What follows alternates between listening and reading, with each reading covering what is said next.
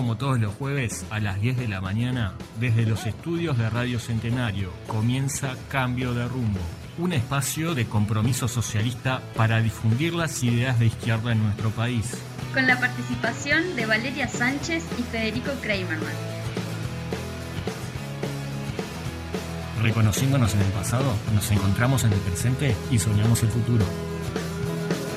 Larga, muchacho, tu voz joven, como larga la luz el sol, que aunque tenga que estrellarse contra un paredón, que aunque tenga que estrellarse se dividirá en dos. Suelta, muchacho, tus pensamientos. Buenos días. ¿Qué tal? Buenos días a todos. Bienvenidos a una nueva audición de Cambio de Rumbo. Hablaremos hoy del problema relacionado a la violencia de género, ¿verdad? Es en el marco del ciclo de propuestas que estamos realizando, donde en este caso queremos analizar un poco qué es lo que está pasando, también en cuanto a cifras y en cuanto a las causas del problema, y luego seguir planteando qué pensamos y qué proponemos. Bueno, respecto a la situación de violencia que vivimos las mujeres en nuestro país, cualquiera que ve un poco la tele o escucha la radio, podrá saber, digamos, que respecto a los números oficiales que se manejan en el gobierno, el año pasado en particular, que son los últimos que se tienen, ha crecido sustancialmente, digamos, lo que es todas las denuncias y las cuestiones vinculadas a la violencia hacia la mujer. En particular, el año pasado cerró con una denuncia de género cada 13 minutos, es decir, en total, digamos, miles de denuncias con respecto a la violencia de género. Y en particular, 39 mujeres murieron en el 2018, lo que hace a un índice de una mujer asesinada cada 9 días. Eso para nuestro país es una cifra muy grande. A veces cuando hablamos con compañeras de otros países nos dicen, bueno, pero son 39, claro, pero cuando vemos respecto a la población del Uruguay, en particular a la cantidad de mujeres que habemos, es una cifra importante. Esto configura una situación, podríamos decir, hasta de emergencia respecto a la situación de violencia de las mujeres. Y nosotros queremos también buscar explicar un poco esta situación que vivimos, que si bien tiene estas consecuencias tan nefastas que las vemos todos, en realidad tiene que ver con una raíz un poco más profunda. En particular, de alguna forma esta realidad refleja el lugar que nuestra sociedad, ¿verdad? En particular en el Uruguay, pero en todo el mundo, la sociedad capitalista le asigna a la mujer, donde, entre otras cosas, esta discriminación se ve como la mujer es un objeto más de propiedad, en particular del hombre.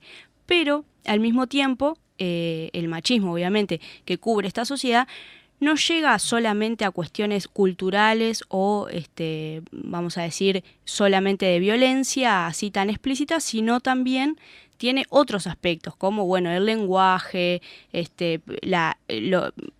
lo fundamental que tiene que ver con la vulnerabilidad económica de las mujeres, hasta incluso cuestiones donde se coarta de alguna forma la participación política de las mujeres. Es decir, a nivel general, la situación de las mujeres en nuestra sociedad en muchos aspectos está disminuida. Ahora, cuando nosotros analizamos esta situación desde un punto de vista de clase, nos interesa también generar esta diferencia y este planteo, porque en nuestra sociedad son los patrones o la clase dominante quien se beneficia también de esta desigualdad que vivimos las mujeres.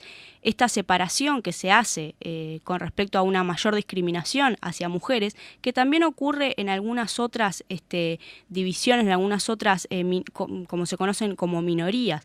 Que esto lo que beneficia a la clase dominante es que permite una mayor explotación a esos sectores que están más vulnerados dentro de la sociedad. En particular, las mujeres, la particularidad que tienen dentro de la clase trabajadora es que no son una minoría, ¿no? Sino que son la mitad de la población. Y de alguna forma esta situación, ¿verdad?, de doble explotación, también nos interesa plantearlo así porque las mujeres no solo son explotadas por la clase dominante para sacar un lucro respecto a su fuerza de trabajo, como cualquier otro trabajador, sino que aparte, como son mujeres, dentro de esta sociedad, además se le asignan un montón de tareas, históricamente, que no las hace nadie más que las mujeres en general de la casa, ¿verdad? Como las cuestiones del hogar y también las cuestiones de cuidado, que de alguna forma la clase dominante también se beneficia de esto porque no paga nada por esas tareas, ¿verdad? Es una cantidad de trabajo no reconocido que realizan las mujeres. Solamente para tener una idea, y voy cerrando esta idea con esto, el trabajo no remunerado, que está bastante desvalorizado y no reconocido, con respecto a la cantidad de horas que las mujeres trabajan por día, 2 de cada 3 horas diarias de trabajo que realizan las mujeres va hacia este trabajo no reconocido, el trabajo del hogar y de cuidados. Cuando, si uno mira la cantidad de horas que los hombres dedican a esta tarea, es 1 de cada 4. Es decir, que la propia sociedad asigna a la mujer un montón de trabajo por el cual no paga, ¿verdad? Así es, por eso yo me permito hacer dos reflexiones. Primero, una más general con respecto a esto que plantea Valeria, que tiene que ver con la doble opresión de la mujer. ¿Por qué decimos doble? Porque hay una opresión que sufrimos toda la clase trabajadora, que es todo lo que vivimos de vender nuestra fuerza de trabajo, lo que vivimos a cambio de un salario o de trabajar. La mujer, cuando hablamos de doble opresión, es porque tiene a su cargo también las tareas domésticas, las llamadas tareas domésticas y demás por las cuales no es remunerada.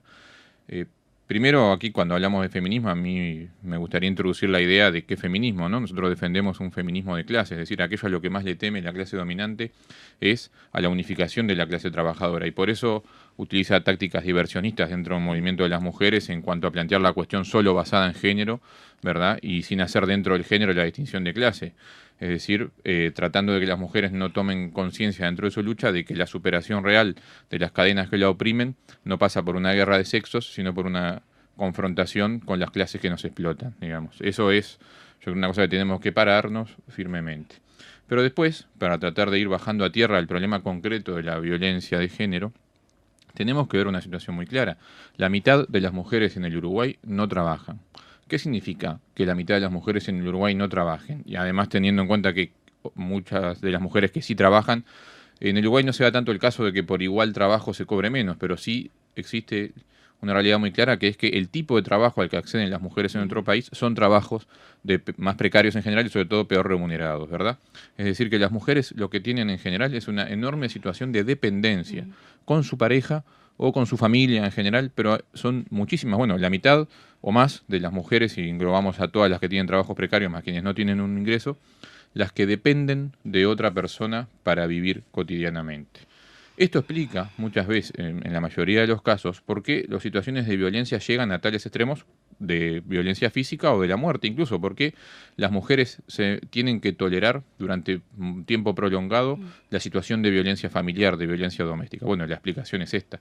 La explicación es que no tienen alternativas materiales, no tienen alternativas concretas para salir de esa situación. Su dependencia económica, y no se le vendrá a la mente un sinfín de casos conocidos por uno mismo, familiares, parientes, amigos, donde la mujer está atada por vínculos económicos a la situación familiar concreta o a la pareja concreta, ¿verdad?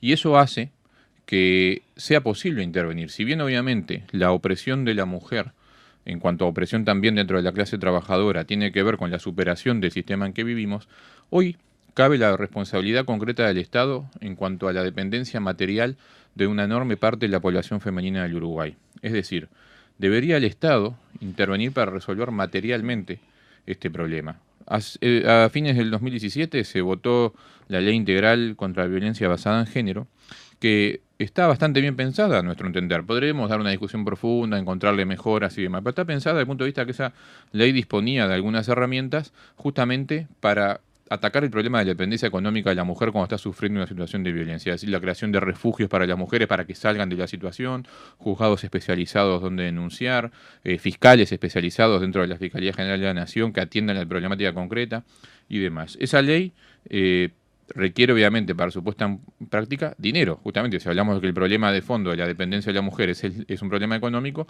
para llevar adelante las soluciones se requiere dinero. Bueno, ¿qué pasó? El gobierno que planteó una ley para ponerse a sí mismo como defensor de la mujer que sufría violencia. Después, cuando vino la rendición de cuentas del año pasado y había que asignar presupuesto para cumplir con esta ley, no le asignó ningún dinero, ¿verdad? Y ahí vemos primero que nada la hipocresía, y nosotros es algo que queremos denunciar, que para solucionar el problema concreto de la violencia hacia la mujer, que tiene su raíz en una desigualdad económica, se requieren recursos.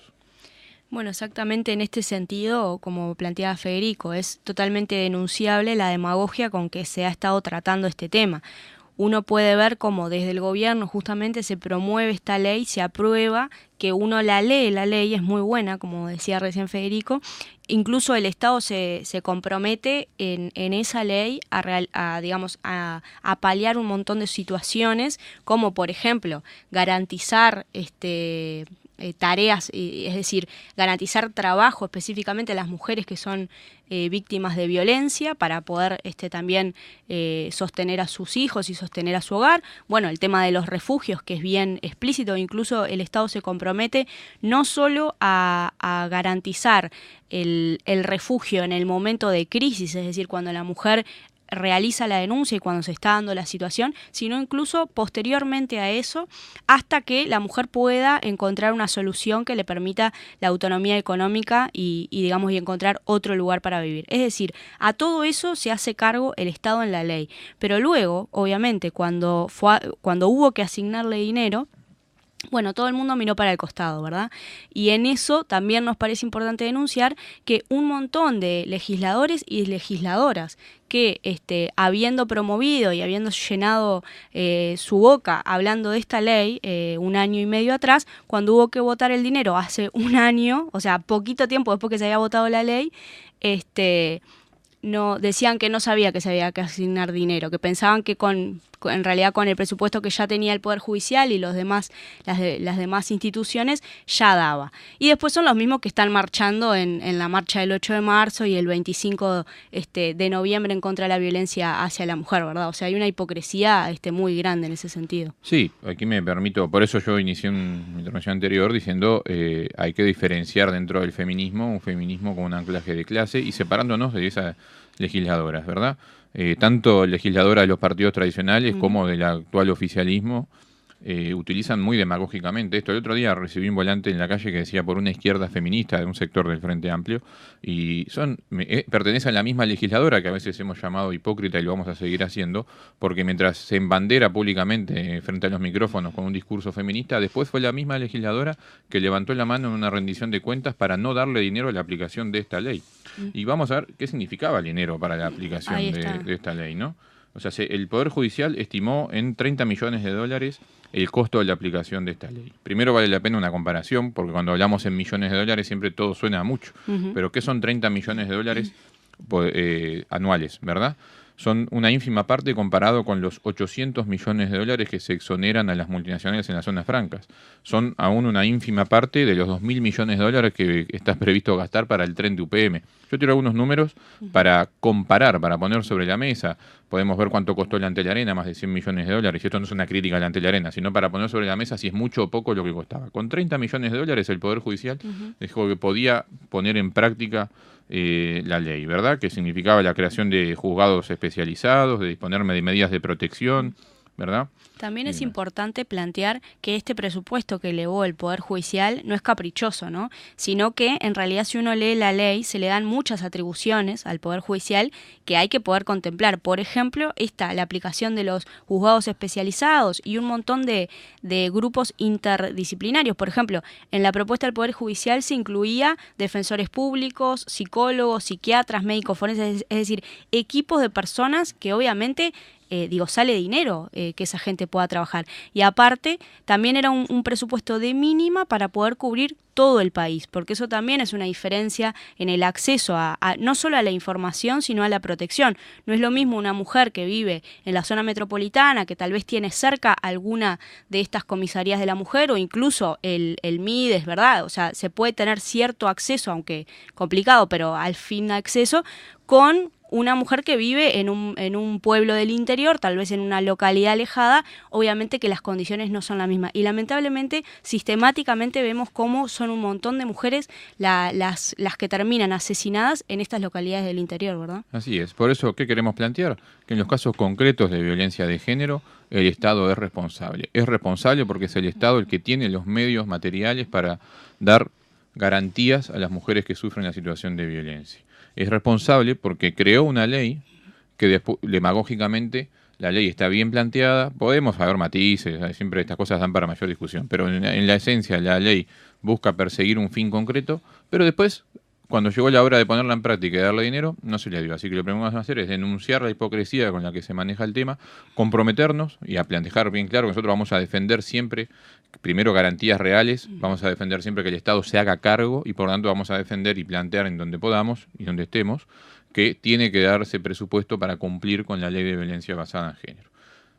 Después, una cuestión más allá, ya que nuestras propuestas también tienen una visión de largo plazo, hay que atacar la situación de dependencia económica en general de la mujer, ¿verdad? Cuando hablamos de que a la mujer tiene un montón de tareas no remuneradas, de que tiene todas las tareas domésticas, y por tareas domésticas uno quiere englobar las que comúnmente vienen a la mente, de la limpieza o la cocina, pero también tareas domésticas incluyen hoy, y son una carga muy importante, el cuidado de los niños, el cuidado de las personas dependientes, el cuidado de los ancianos, ¿verdad? Un montón de tareas que hoy recaen mayormente sobre mujeres de la clase trabajadora, por la cual no son remuneradas, y que el Estado podría hacerse cargo, ¿verdad? Y que además, cuando hablamos justamente con la diferencia de social, es porque quienes tienen recursos económicos pueden sí disponer de los servicios de casas para ancianos o de quien cuide de los niños y demás.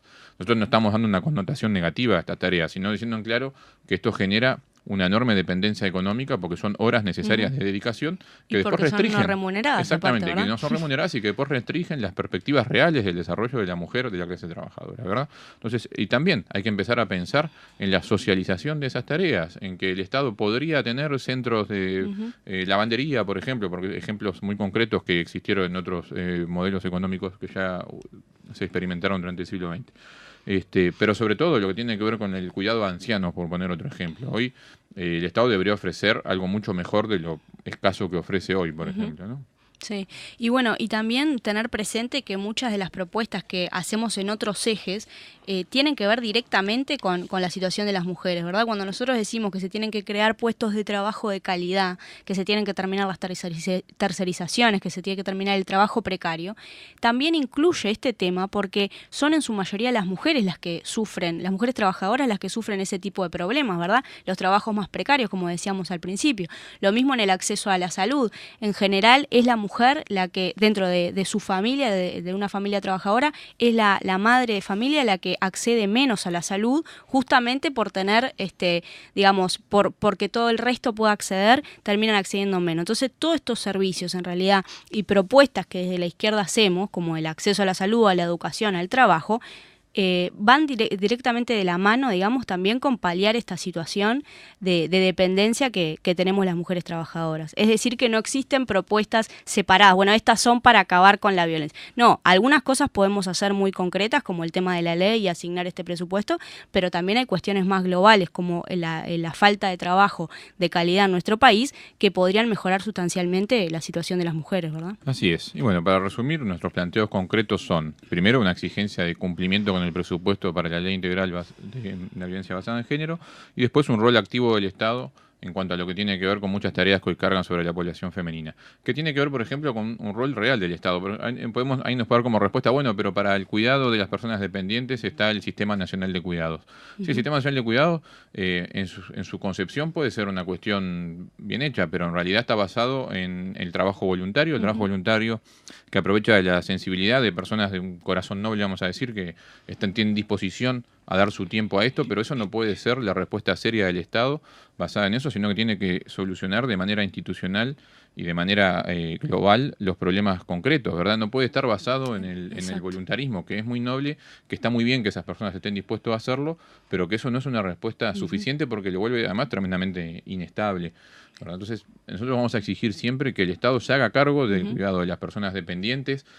Cuando digo esto porque eso tiene un montón de costos para las familias que tienen a su cargo personas con alguna limitación física o demás, o de los ancianos y demás. Todo eso, que quienes tienen dinero siempre lo pueden solucionar, tiene que ser una respuesta general del Estado hacia toda la población. ¿Eso cuesta dinero? Sí, eso cuesta dinero. El dinero está, ¿dónde? Sacándoselo a quienes siempre tienen los mismos privilegios. Sí, digamos, falta que el gobierno cambiara sus prioridades, ¿verdad? Nosotros entendemos que obviamente, lamentablemente, en las opciones que hay chance que vayan a gobernar, ninguno está planteando enfrentar este sistema y este modelo económico. Pero claramente es un tema de prioridades y de cómo se piensa el gasto del Estado, eso no hay duda.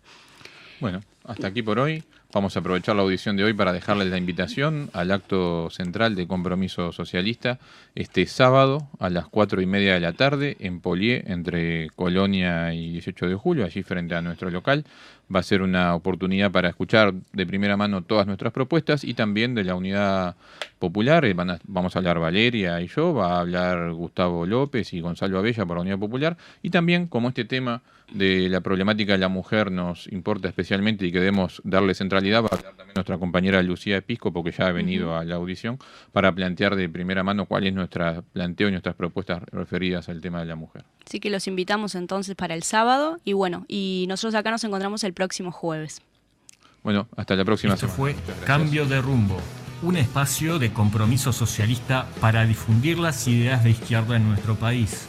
Nos reencontramos el próximo jueves a las 10 horas.